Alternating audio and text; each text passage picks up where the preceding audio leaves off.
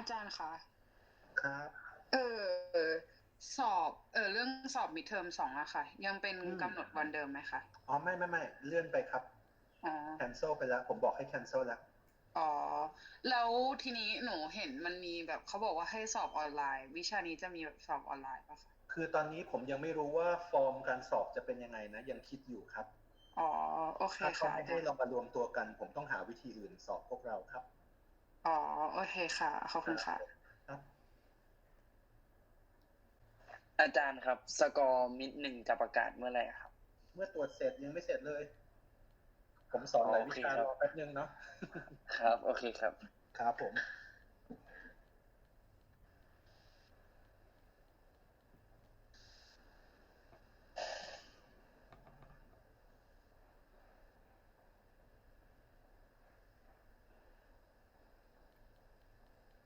แล้วอยากให้สอบยังไงกันเนี่ย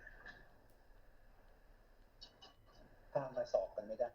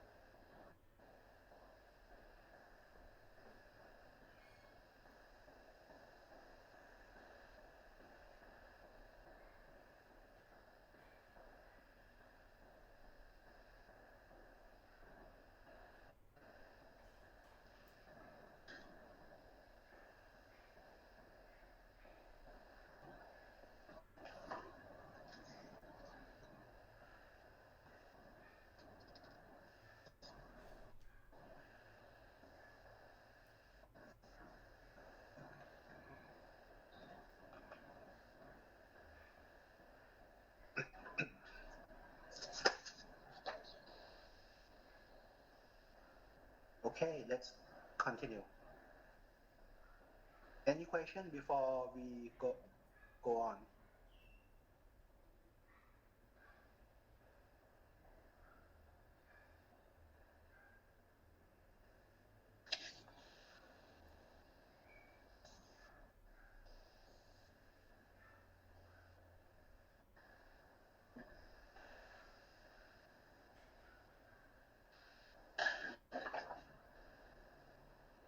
Okay, so we have the answer for IRR for project Q equal to 25%. Yeah. Now, What does it mean by 25%? Actually, this is 25% per year. Okay. And internal rate of return, let's look at its name.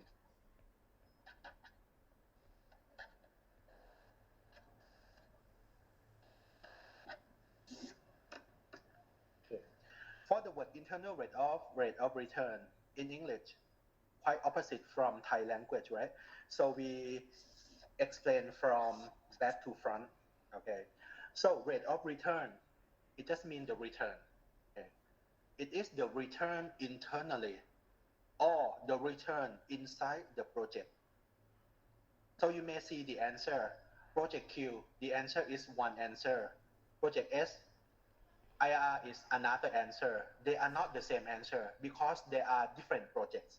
Okay, since they are the return specifically to that project, this is what we call IRR. Okay, return specific to that project. This is IRR. Let me give you a very simple project. Okay.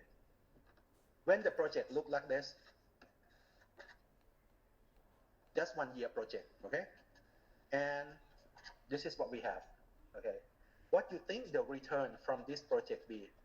Invest 100, right? And you get 110. So the return is 10%, very obvious, okay? This is also IRR. If you calculate IRR, it is the same thing, like this, okay?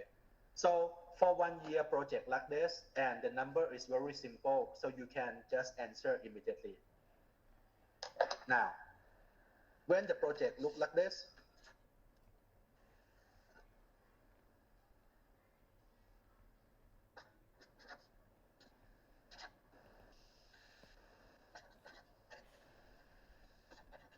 can anyone answer what is the return for this one, or IRR of this project equal to what? Think about the pattern that you see here on the red one here. Okay. It is one of the pattern that is actually you must be familiar for this one. You have minus 1,000, right? And you have same amount 900. 90 year by year. Except last year, you get 90 plus 1,000. Okay. Recognize it, right? If you look at the last 1,000 as par value, and this is the price today, what is it? It just be what? The pattern of bond, right? So you invest 1,000 here, and you get the coupon payment equal to 90, or the coupon rate equal to 9%. And in this case, when you see that the price is at par, okay, so the coupon rate and the price at par equal to this, so you know that yield to maturity also equal to 9%. So your return equal to 9% as well. This is the answer. Okay, because the concept of IRR is the very same concept with yield to maturity. The difference is that the yield to maturity, it is the return for the bondholders when you invest in bond. IRR, actually the same thing. Okay, it is the return for, but not the bondholder, the return for the company when the company invests in a project. Same thing. Okay, we just apply the very same concept to the different contexts. We applied it to bond previously, and we called it yield to maturity. Now, today, we apply to the project, so we called it internal rate of return, IRR. Okay, but for the project, cash flows can be anything, right? It is not fixed like coupon rate, 900, 900, or 90, 90, 90. So it can be anything. So the only way for us to calculate IRR, we must put through the equation to compute the present value like this and solve for I. This is what we did earlier. Okay? So let me repeat. What does it mean by 25% IRR of Project Q? For Project Q like this, okay, in case the firm invests 2,000 today, 1 year from now, the firm generate cash flow exactly 900. 2 years from now, 800. 3 years from now, 700. 4 years from now, 600 exactly, and 5 years from now, 500. Okay, all the numbers are like this, nothing changed, exactly equal to this, not 901, but 900, 800, and so on. Okay, so we say that this project, when the firm invests in this project, the firm will get the return 25% per year. Okay, right? This is how we calculate from IRR, or what we get, or explanation from IRR. Is it okay? So for project Q, give 25% per year. For project S, 23.29% per year. This is the firm will get when they invest in project Q or project S. Now, how can we make the decision?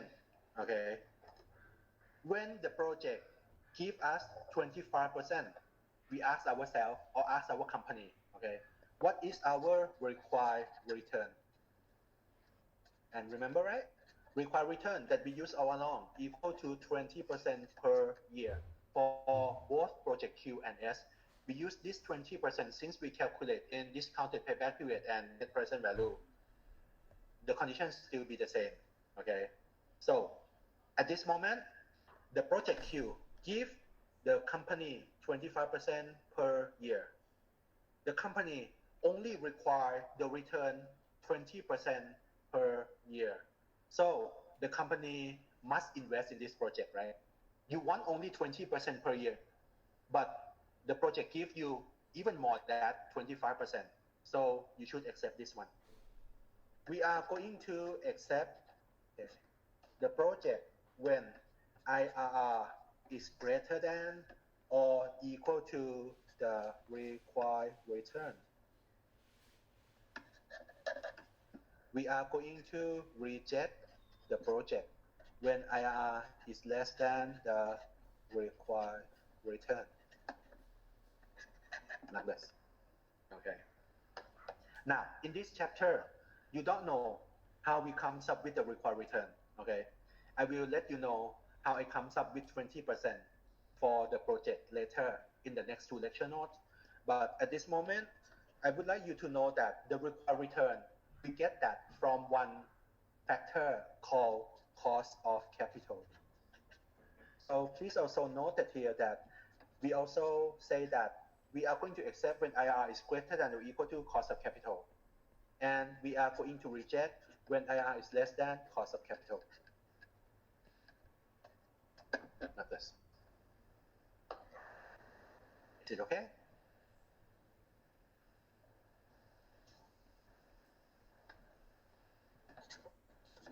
And from our answer, IRR of project Q, 25%, IRR of project S equal to 23.2919%. Okay. The process still be 2 steps. Okay.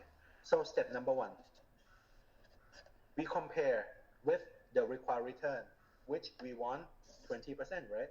Greater than or equal to 20% or not. Okay. When both of them pass, we go to step number 2. When we are in independent projects environment, so we accept both of them. But for mutually exclusive projects, we are going to accept the project that give us higher return. Quite logical, right? When you have 2 projects, project 1 give you 25% per year, project 2 give you only 22% per year. So you should go for 25%. Remember, right? Mutually exclusive, you accept only one project among all the projects available. Okay. This is IRR.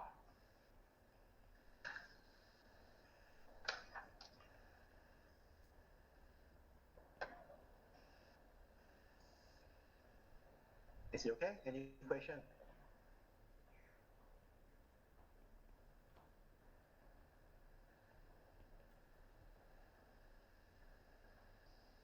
Okay, on page 4, go back to IR.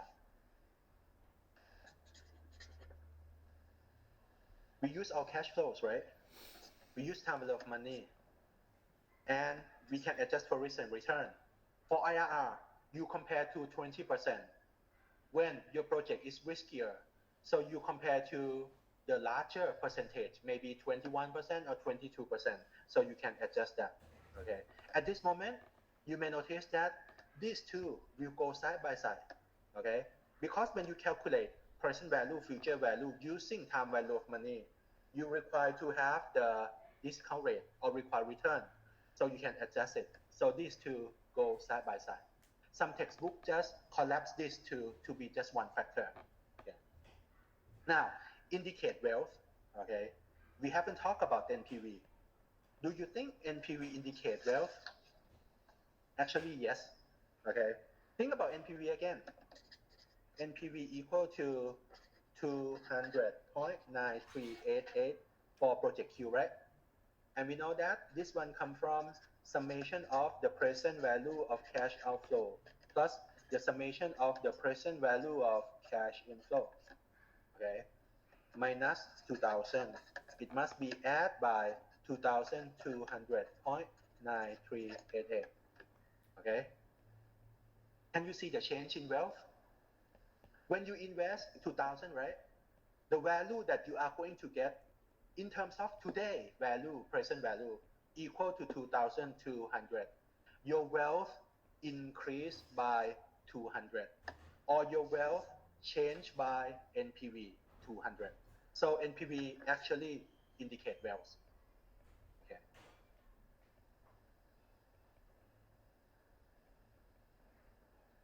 How about IRR? IRR indicate wealth or not? IRR of project Q equal to 25%. Does it mean anything? In fact, yes. It is the change, right? If you just think of it this way, when you invest 100 and when IRR equal to 25%, so 1 year project, you must get 125, okay? So this is what? Percentage change in your wealth, right? Okay. So the difference between NPV and IRR is what? Both of them indicate wealth, but for IRR indicate in terms of percentage, but NPV indicates in terms of the monetary value, like how many baht more than this, okay? How much, okay, more than this, or how much in terms of dollars more than 2,000. Okay, sorry for that. This is what we have, the difference. Now, value additivity. Do you think that we have value additivity for IRR? IRRQ equal to 25%. IRRS 23.2919%. Can we just add up to get IRR when we invest Q and S together? Is it 28%? Sorry, 48%? It should not, right? Okay. Because we solve 25% and 20% from denominator. Okay, you cannot simply add the denominator together. This is not correct. So IRR has no value additivity. Okay. How about value additivity? Do you think NPV has it or not? Okay, so let's prove it. Okay. This is the cash flows, right? For project Q and S, okay? And if we do Q and S together, this is our cash flow look like, okay? Let me write down NPV. If we calculate NPV for project Q, so we have minus 2,000 here, right? Plus 900 divided by 1.2, plus 800 divided by 1.2 square, and so on. You have this one earlier, okay? For project S, minus 2,000 as well, right? Plus 400 divided by 1.2 plus 600 divided by 1.2 square, and so on, like this. Okay. Now, if we want to prove, okay, after we have the new cash flow for this one, okay, so NPV, when we do Q and S together, this is what we have, minus 4,000 plus 1,300 divided by 1.2 plus 1,400 divided by 1.2 square and so on. Okay?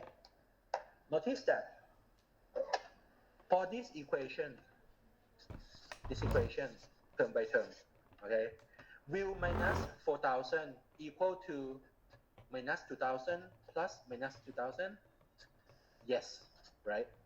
Okay. Is it 900 divided by 1.2 plus 400 divided by 1.2 equal to 1,300 divided by 1.2? Yes. Same thing. 800, 600 divided by 1.2 square separately. It's just similar to, say, this one. 1,400 divided by 1.2 square. Same thing as well. Okay? So, NPV, in fact, has value additivity. NPVQ plus NPVS will equal to NPVQ plus S, like this. This is correct. Okay, and remember, NPV is the best criteria, right? So the best criteria should pass what? All necessary conditions. Okay, so go back to page 4. Okay. You can just write it down here. Okay. And as you are on this page already, please check for the next two, even though we haven't talked about it yet. Okay, it will be similar to IRR, except that it will not pass the last one. So in other words, NPV is the only criteria that pass value additivity property. Okay, only this one.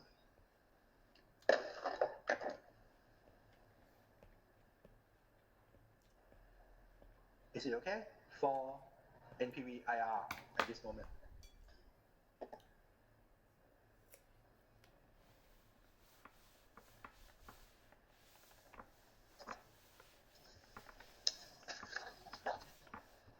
Okay, now let me give you important assumptions. Okay. In fact, at the end, page 10, you have this one, right? Important assumptions. Okay, sorry for that. This is the topic for page 11, but when I just move it, it just moved the topic to the last page. So move this one to be the topic here. Okay. Now, for NPV, okay. So when you calculate NPV and you get NPV like 200 something for Project Q, please remember one thing inside. 200 that you get, okay, interim cash flows. Assumption is that interim cash flows must be reinvested at the discount rate, okay, or interim cash flows must reinvest at 20%. Discount rate is our required return. So all interim cash flows, we must reinvest those at 20%. What does it mean by interim cash flow? Okay, I will tell you in a moment. Okay, but let's look at IRR. For IRR on page 12, okay, important assumptions in IRR is here. Okay, IRR, interim cash flows again, are reinvest at IRR percent. Get it right? Reinvest at IRR percent. Okay. Now, what does it mean by the word interim cash flows? Okay.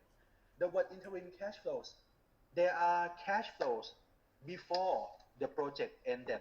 This is what we call interim cash flows. Okay. Now, what interim cash flow for Project Q look like? Okay. Look at this one.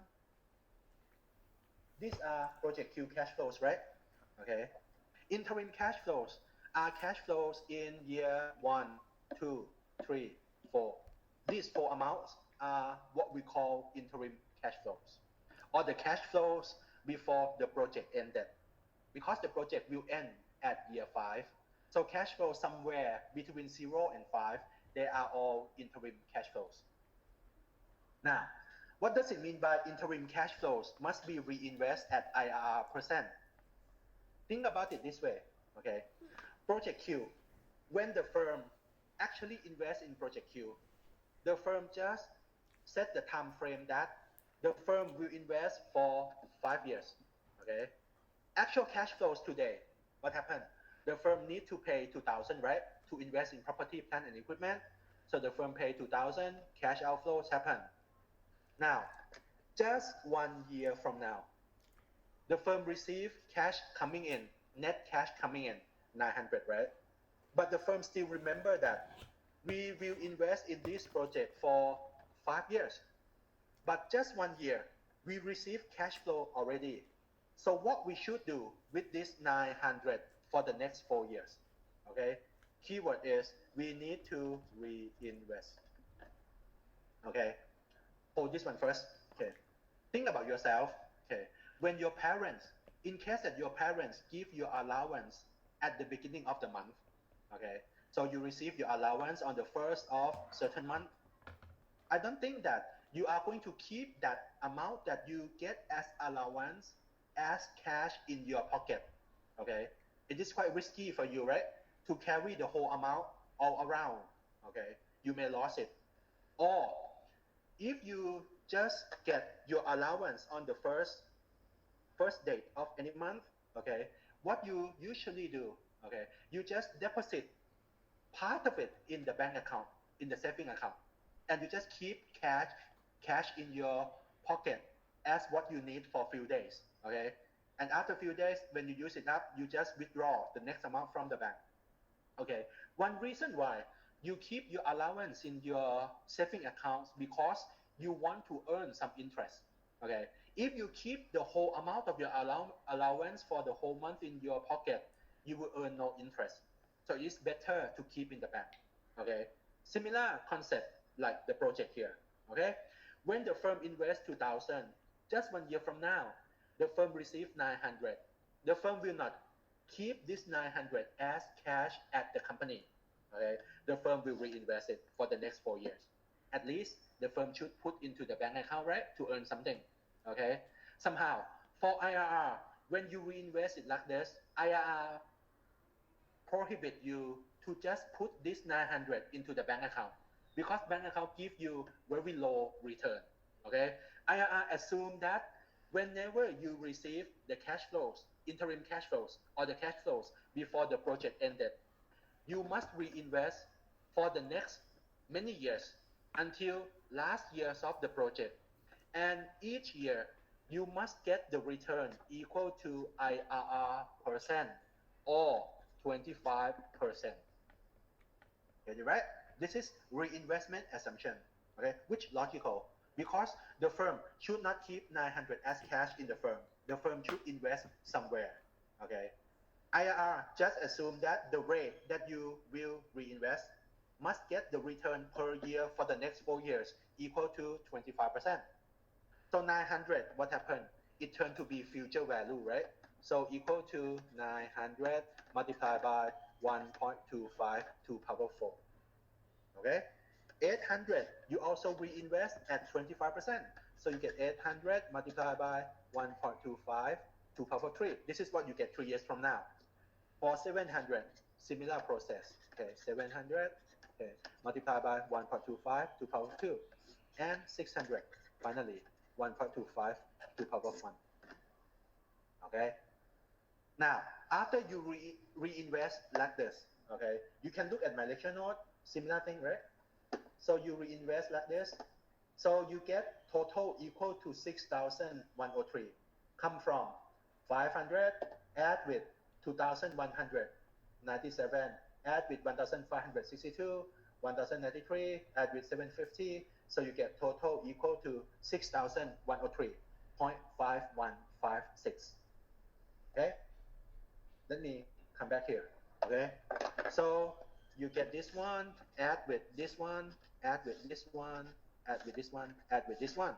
So you may say total future value equal to 6,103.5156. This is what you have. Okay? This is the total future value that you are going to receive after you reinvest. Okay? So for this project, I just rephrase it to say that you invest 2,000, okay? Along 5 years, year by year, you never get any cash back to the company, okay? Company never receive any cash from the project back to the firm. But the firm just wait for 5 years and receive what? 6,103.5156. This is just one big amount that the firm wait to receive.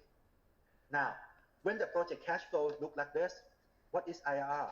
So I can calculate IRR minus 2,000 plus 6,103.5156 divided by 1 plus IRR 2 power of 5, okay, equal to 0. So you can calculate IRR, this one out. And this one will go back to equal to 25%. Okay. Why it must equal to 25%?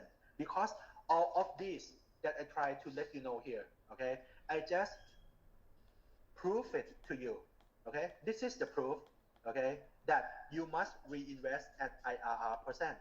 If you do not reinvest at IRR percent, you are not going to get IRR equal to 25% per year that you claimed earlier, okay. Try it this way. Okay. Think about the situation that I just started before. Okay, if you reinvest like this, right? And in case you do not reinvest, what happened? You keep 900 at the company. So 4 years from now, it will be only 900. Okay, you keep 800 at the company. So 3 years from now, it still be 800. No future value. Okay. So you just simply add 500, 900, 800, 700, 600. When you add them up, it will not equal to 6,000. It will be just simply 35 or 3,500 only. Okay? So look at this equation one more time. When you calculate IRR, but this one is not 6,000, only 3,500.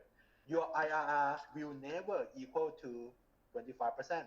It will be very less than that. Get it right? Okay. So interim cash flows must be reinvested at IRR percent. This is a very crucial assumption in IRR calculation that we calculate. Okay. Now for NPV, what is it? Reinvestment assumption change, not at IRR percent, because NPV has no IRR inside its calculation. So for NPV, important assumption for NPV is that interim cash flows must be reinvested at required return or the discount rate, in this case 20%. Okay. In fact, similar concept you can apply back to yield to maturity of bond. In terms of yield to maturity, when you claim that yield to maturity equal to 11%, you must also need to reinvest your interim cash flows as well. Same thing. Okay. Okay. Up to this point, any question for NPV and IR before I will explain you something next?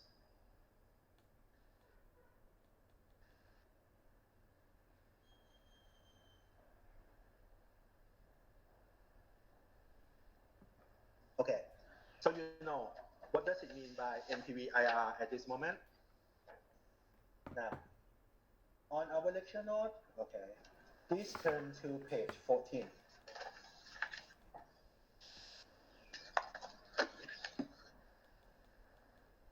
Project Q&S again, okay? Go back to Project Q&S. Okay. So cash flows are the same, no need to talk about it. Now, I will just ask all of us to strictly, in the case of mutually exclusive projects, okay? So leave away independent projects, okay? Now, let's say that we are in mutually exclusive projects, so we need to select only one Q or S. Okay.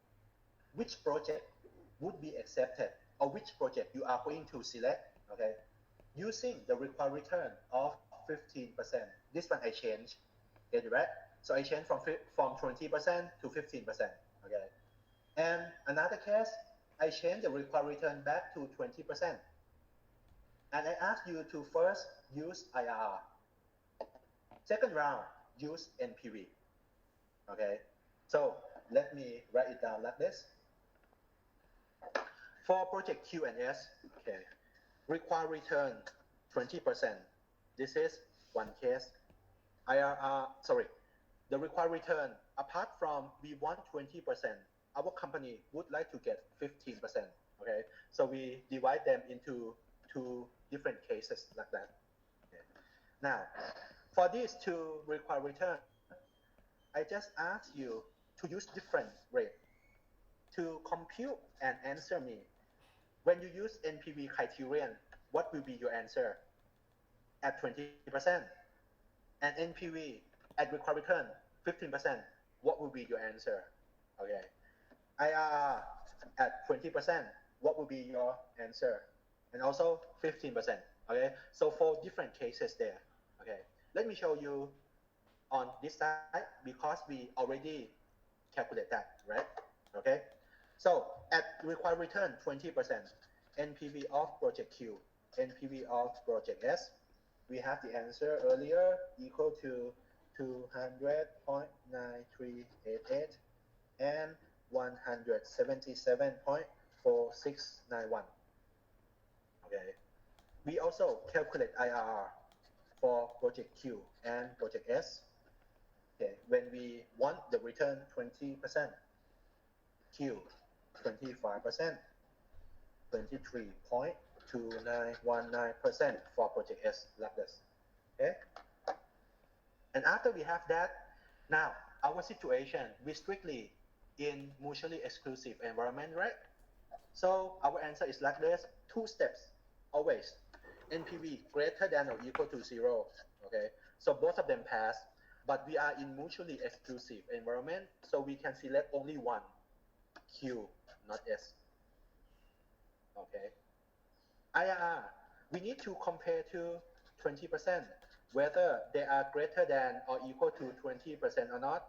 Both of them, 25 and 23%, both of them pass. Mutually exclusive, again, we can select only one. So we want 25% per year rather than 23% per year. This is how we conclude for the first two cases for required return 20% when we use criteria NPV and criteria IRR. Now, your turn, okay? For criteria NPV and IRR at 15%, what will be the answers for mutually exclusive case? Is it okay? This is the question at this moment. Okay. Any question? If no, okay, fill in the answer for these two boxes.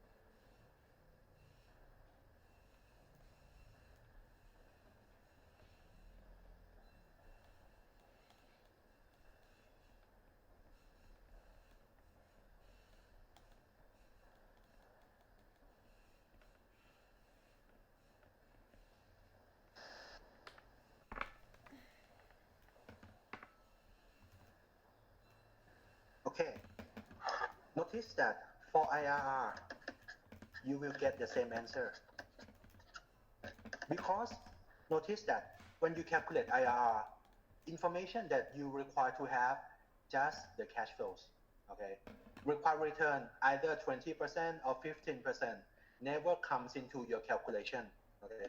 Only cash flow is enough to you to calculate IRR.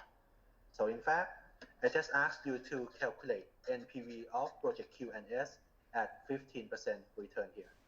Okay. And I think you should get the answer 439.4253 for project Q, 495.8906 for project S. Get it right?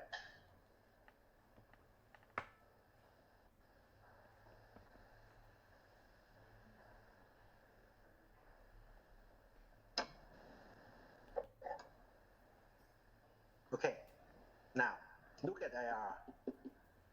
When we want the return 15%, the required return 15%. So, first step, we compare with 15%, right? And you may feel that, see that, right? When it passed 20%, both of them pass, right? So both of them definitely pass 15%. 20% is higher than 15%. So when both of them pass 20%, definitely step one, 15%, both of them must pass. Okay. For mutually exclusive environment, we also accept the higher return project, which still be project Q. Okay. Now, think about IRR. When we are in mutually exclusive environment like this, okay, I can just simply tell you like this. For IRR, okay, since we know IRRs never change, when we change the required return, 15%, 14%, 20%, 19%, IRR for these two projects still be the same. Okay, I can conclude from what we can see here is that when we want the return not beyond 25%, IRR criterion always give us the answer that we must accept project Q in mutually exclusive environments always. Get it right? Let me repeat. Okay. When you want the required return not beyond 25%, when you use IRR to decide on your project, okay, if you want not more than 25%, IRR always give you the higher return or higher IRR project, which is project Q always. This is what we have. Okay, right? Now, NPV. Okay. For NPV, first step, compare to 0, right? Greater than or equal to 0, so both of them pass. Okay. In this case, we are strictly in mutually exclusive environment. So two of that, we select the higher NPV project, which is project S, and we will not accept project Q. So at 20%, NPV asks us to accept project Q. At 15%, NPV asks us to accept project S. Different answers. Okay? Now, let's look at the same required return. The same required return, 20%. Okay. Both NPV and IRR criteria just answer us the same project. We must accept project Q. But when we want 15%, okay, answers are different. See that, right? NPV just tell us to accept project S, but IRR still asks us to accept Q as before. So at 15%, we have conflict between NPV and IRR. Is it okay? This is what we have. Now, what is the conclusion? Remember, NPV is our best criteria. So whenever other criteria say, NPV say what? It will be the final answer.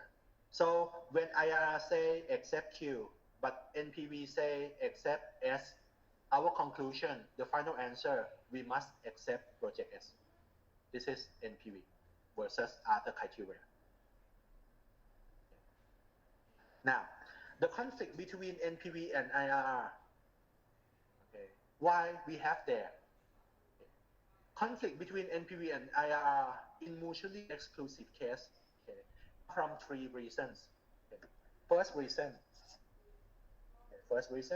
come from the size difference. So when you compare two projects, okay, let's say project A, project B. Okay. When project A, you invest 100 million baht. Project B, you invest 10,000 baht. Okay. You see that size are different, right? Okay. For two projects or more than two projects, when the size are different like this, when you judge these two projects in mutually exclusive environment, NPV may accept one project, but IRR will accept another project, it can be the case. Okay, this is the first reason why we comes up with the conflict between NPV and IR. Think about our project Q and S. Okay, project Q and S, is this our reason? Okay, go back to look at our cash flows. Okay, the cash flow for project Q and S minus 2000 in year 0, S also minus 2000. So both of them require same amount of investment, minus 2000, minus 2000. So the first reason must not be the reason why we have conflict between NPV and IRR at 15% here. Okay, so not because of this reason. What else? Second reason. Okay. For second reason, not only size difference, you also have life difference, or different in lives. Okay, if you compare, okay, project A and project B, project A 10 years, project B 5 years. Okay, when you use NPV and IRR, it may give us different answers in mutually exclusive case. Okay, this is the second reason. Okay. Is it the reason we have the conflict here for Q and S? The answer is no, because project Q and S, we have 5 years project for both of them. So not the first or the second reason that we have the conflict here. So we need to go down to the third reason, okay, which I will tell you in a moment. But before we go to that, okay, let me put noted here. Okay, when you have two projects with different life like this, okay, 10 years, 5 years, and mutually exclusive like this, okay, you cannot compare using just NPV. Okay, there must be something more to help you. Okay, and this one is a special case I put toward the end of this lecture note. So wait until the end. I will explain what we should answer this one properly. Okay. Now, the last reason that we have the conflict here. Okay, so we have difference in pattern of cash flow. Okay. So pattern of cash flows difference.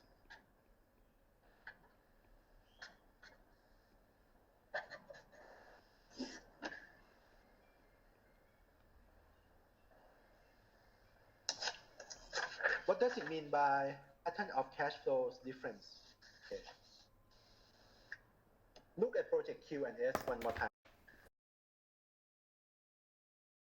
Right. 1, 2, 3, 4, 5. Okay. Minus 2000, minus 2000.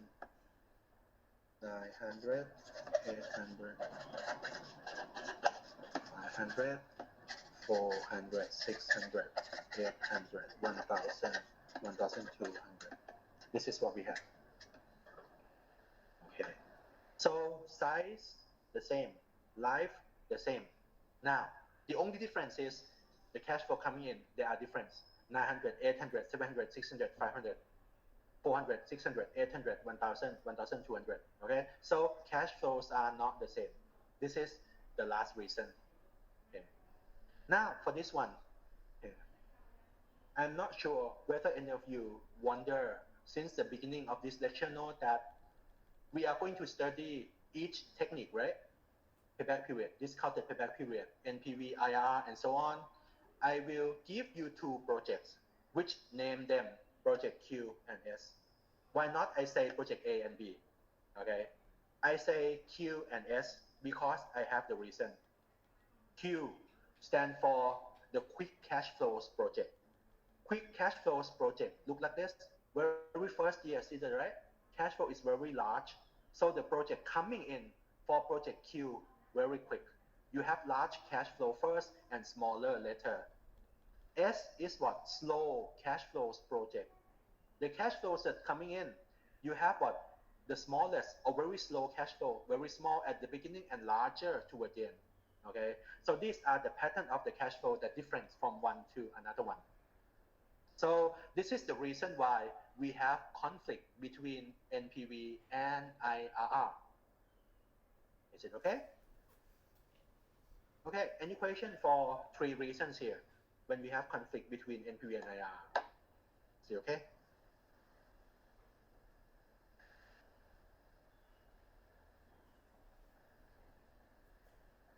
Now, we have the conflict at 15%, right? 15% here, on the right here. But the conflict is not appear at 20%, okay? So no conflict at 20% require return. I can say more than 20%. Somewhere around 20%, like 21, 19%, conflict not there.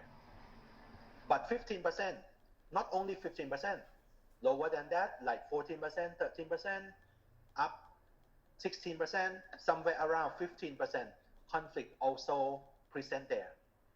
Okay. Now, how can we know that conflict occur where? Okay. We can just draw a graph called NPV profile. So it's lucky for us to have the answer here. Okay. For NPV profile, how we draw it? Okay. So NPV profile.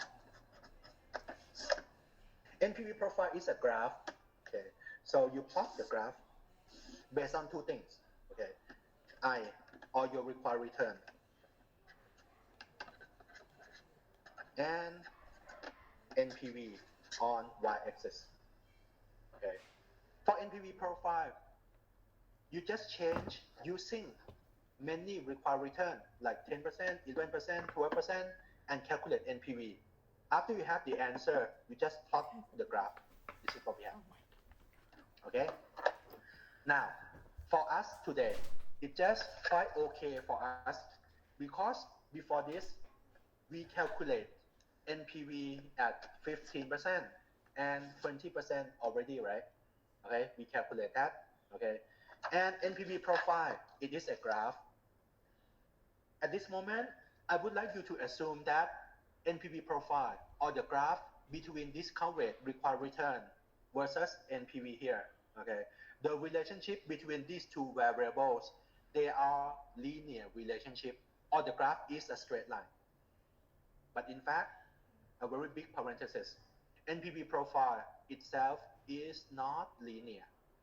But for simplicity for today, okay, if we assume linear relationship or straight line, we can draw the graph very easy.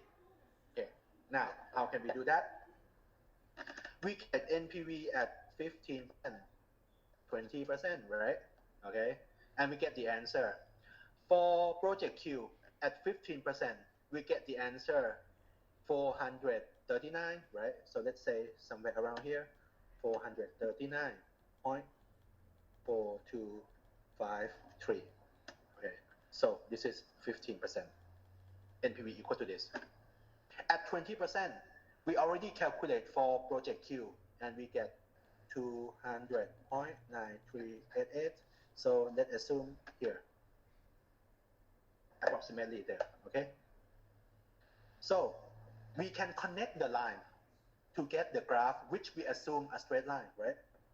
So connect that to Q. This is NPV profile for project Q. Now, what is cut-off point here? What percent here? What is it? When you put at this one, right? Based on y-axis equal to 0 or NPV equal to 0. So what is the rate that makes our NPV equal to 0 for project Q or for any project? It must be IRR, right? So this one is what? 25% IRR of project Q. Now, for project S, okay, similar process. We just draw it, right? Put 2 points first, okay? At 15%, what we have? 15% NPV equal to higher than this, right?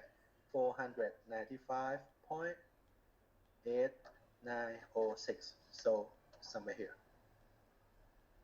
And at 20%, NPV is 177.4691. So somewhere here. Okay. Now connect the line. Okay. So we have here.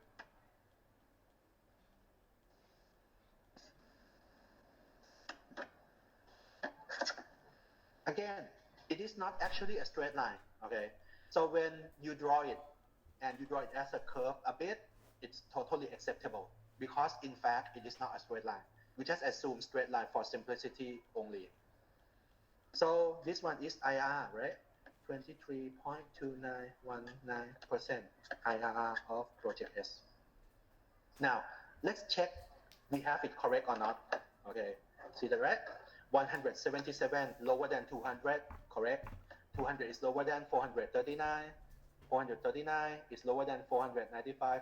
All of them is correct. Okay. Now, 15%, 20%, 23 something, 25%. So, higher one by one. Correct. Okay. This is NPV profile for project Q and S. Any question how to draw this one?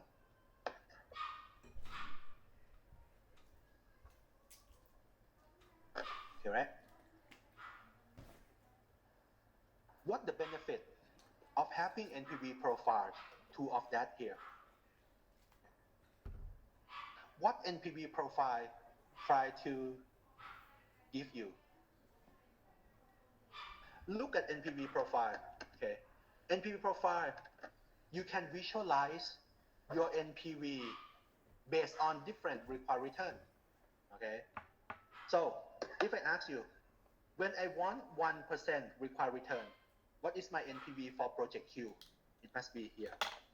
Okay, NPV of project S, when I want required return 1%, it's higher there. Get it right? So we see the picture here. We can visualize that which project give us higher NPV based on different required return. Get it right? So at 15%, what we have the answer earlier, we select project S based on NPV because NPV is higher for project S compared to project Q. Get it right? But when we pass this point where the graph twists, right? The graph just changed the position. The red graph or NPV profile of project S turned to be lower than NPV profile of project Q. That's why at 20%, okay, we select project Q based on NPV since NPV of project Q is larger than NPV of project S. Did it right? Okay. Now, in terms of mutually exclusive, we can say that if I want 0%, start from origin, okay, go to this point, which we can call it crossover rate. The name implies itself, right? Crossover, when the graph twists or change the position, crossover to be higher or to be lower compared to the other one, okay? So when we want 0% to crossover rate, when we are in mutually exclusive environment, right, we are going to accept the project with higher NPV, which is project S. Okay. And when we go beyond crossover rate, so start from, again, crossover rate, up to, should we say up to infinity? Or beyond this? Or beyond this, we are going to accept project Q always? It is not. Because what x-axis means, when the graph lower than x-axis, what does it mean? NPV there is negative. Okay. The rule for NPV is that we are going to accept the project when NPV is what? 0 or more. Okay. So we are going to accept project Q. The higher graph here start from crossover rate, but down to here only, or 25%. We are going to accept project Q.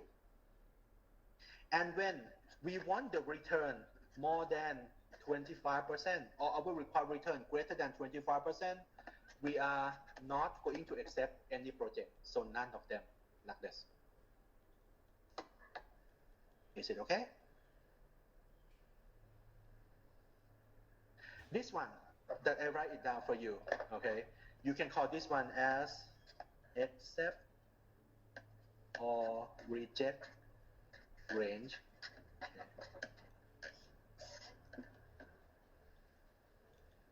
One missing Answer is crossover rate. Okay. How can we compute crossover rate? In fact, the crossover rate at this point, it is the point that NPV of these two projects equal to each other. Okay, so you may start from the concept that NPV of Q equal to NPV of S. Okay, so you start from where? Let me put it here.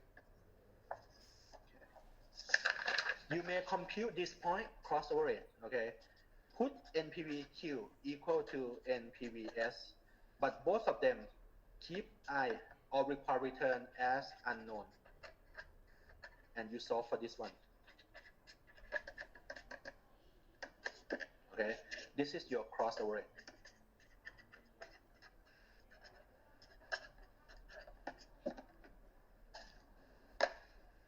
Okay, this is the concept.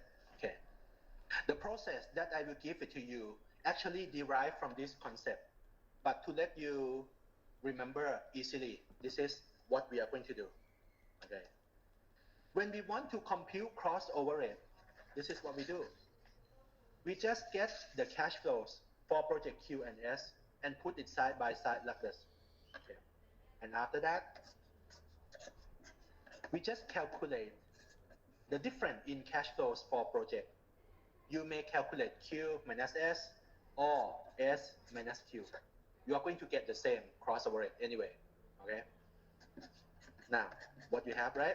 Q minus S. Okay. So minus. Start from last one. 500 minus 1,200 minus 700. 600 minus 1,000 minus 400. 700 minus 800 minus 100. 800 minus 600 plus 200. 900 minus 400 plus 500. Minus 2,000 minus 2,000, beware. Minus 2,000 minus 2,000, 0. Okay. And after that, think about all of this as new cash flows. Okay. And calculate IRR from cash flow Q minus S or S minus Q. Okay. If you calculate IRR, you are going to get crossover rate. Or if Ross textbook, it will be called incremental IRR.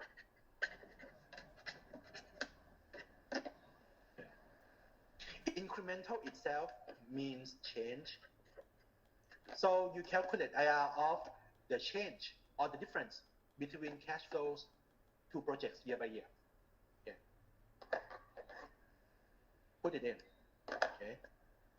NPV equal to 0 plus 500 divided by 1 plus IRR plus 200 divided by 1 plus IRR square plus minus 100. In fact, you may say minus 1 plus IRR to the power 3 minus 400 divided by 1 plus IRR to the power 4 minus 700 divided by 1 plus IRR to power 5 equal to 0.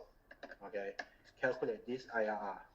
The answer that you get will be your crossover rate. Is it okay? Any question for this one? Okay, try that and give me the answer for this one.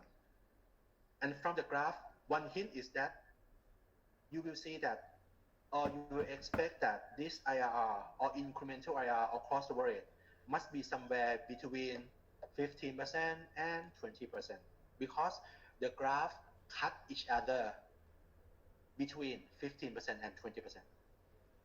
Okay, try that.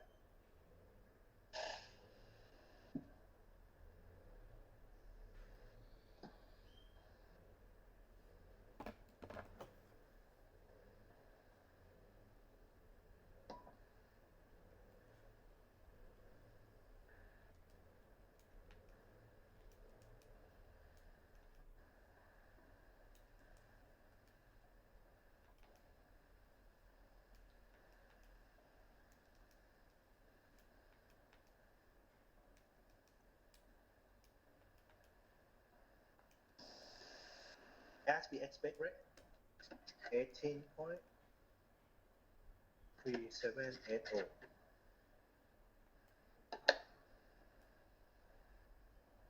So after you get that 18.3780, go back to NPV profile and put it there.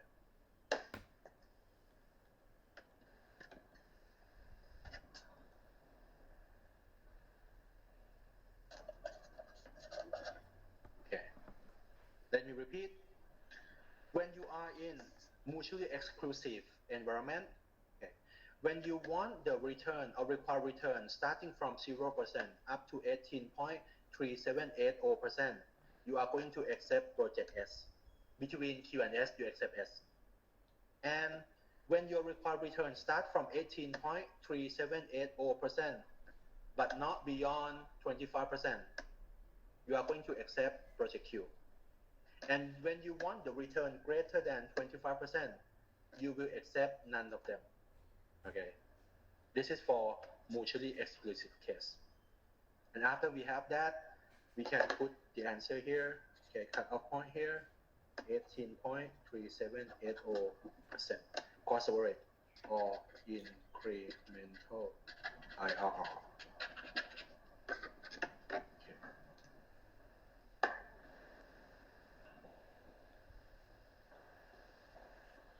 Not only mutually exclusive environment, you can just answer for independent as well. So for independent, let me put it below here. Okay, starting from 0% up to 23.2919%, you are going to accept both project Q and S. And when you want the required return 23.2919% in independent projects environment, but not beyond 25%, you accept Q only. Beyond 25%, you accept none. This is what we have.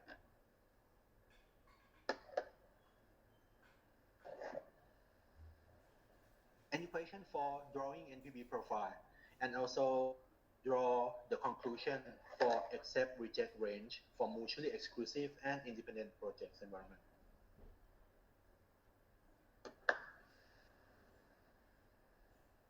Okay, right?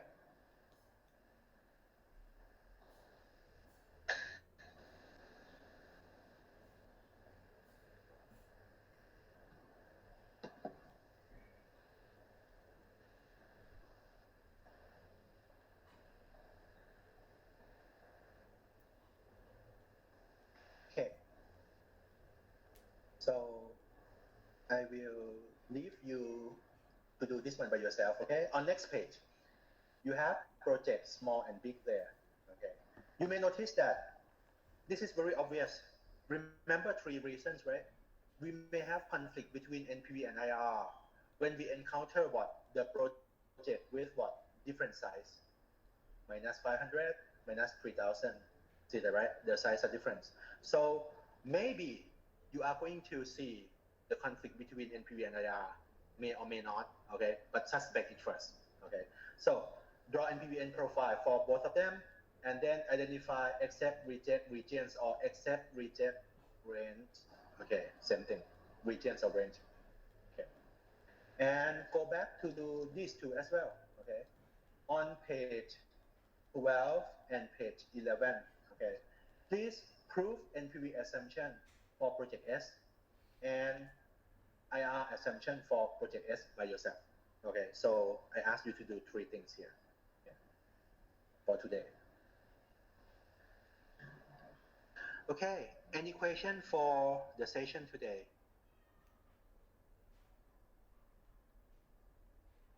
Hope the signal runs smoothly, right?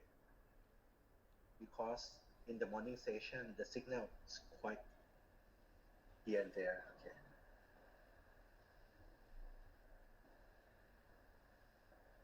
Okay, if no question, that's it for the session today. Okay, but I still be here. In case you would like to ask any question, please ask after this. Okay.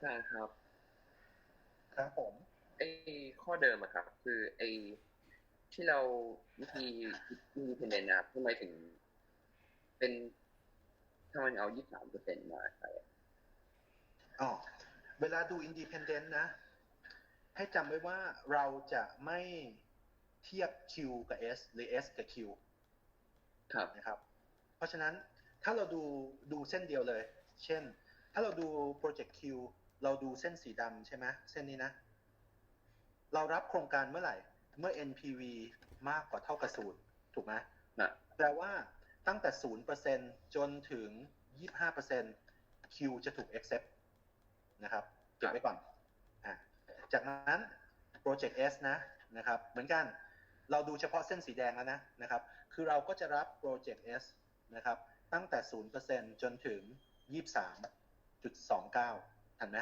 ครับนะครับฉะนั้นมันจะมีส่วนที่ร่วมกันก็คือ 0 ถึง 23.29 ที่ accept Q กับ S แต่ถ้าเกิน 23 ไปปุ๊บก็จะ accept Q และเกินจาก 25 ไปก็ไม่มีละนะครับครับขอบคุณมากครับครับผม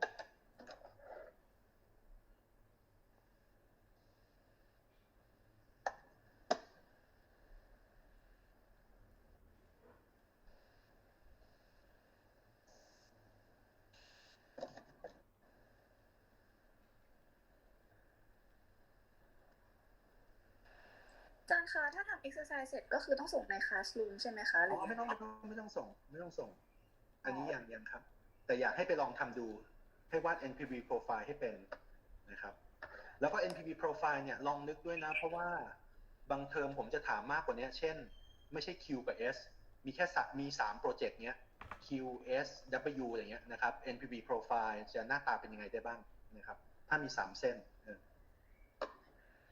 ขอบคุณค่ะครับผม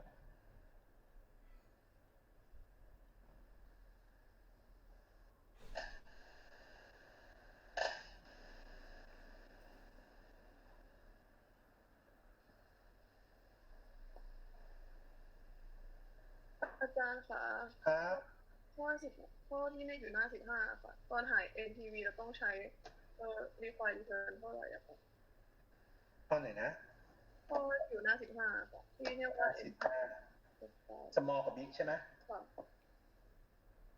ไม่ได้บอกที่ต้องใช้เท่าไหร่พอ earn Q กับ S เนี่ยเราทำต่อเนื่องจากโจทย์ก่อนหน้านี้ใช่ไหมเราคำนวณ NPV ที่15และ20ไว้ได้แล้วแปลว่าเรามี2คำตอบใช่ป่ะมี2จริงๆเรามี3นะเรามี IR อีกตัวนึงนะแต่ IR ตอนที่ผมวาดแต่ผมไม่ได้ใช้นะครับผมเอาที่ NPV 15% กับ 20% และเราได้จุด2จุดแล้วเราก็เลยลากเส้นเพราะณขณะนี้วันนี้นะครับเรากำลังสมมุติว่า NPV profile เนี่ยมันเป็นเส้นตรงนะครับลองนึกถึงการวาดเส้นตรงนะครับการวาดกราฟเส้นตรงเนี่ยนะครับเราใช้2จุดใดๆมันจะได้กราฟเส้นเดียวกันถูกไหมเพราะยังไงก็เป็นเส้นตรงนะครับเพราะงั้นวันนี้ถึงให้สมมุติว่าเป็นเส้นตรงเพราะงั้นโจทย์หน้า15เนี่ย project small กับ big เนี่ยจึงไม่ได้ให้มาให้เราเลือกตัวที่เหมาะสมเองว่า2จุดที่คุณจะเลือกคืออะไรแล้วก็วาดเส้นให้ผมดูนะครับแล้วถ้ามันตัดกันนะก็ต้องหา cross overlap ด้วยแล้วก็เขียน accept reject ของ mutually กับ independent ให้ด้วยนะครับครับลองนึกดู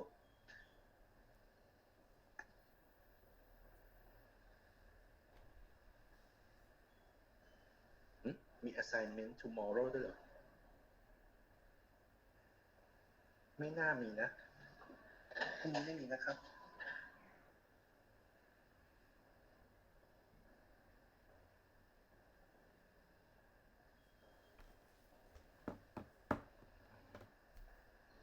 เดี๋ยวต้องดูที่ Google Classroom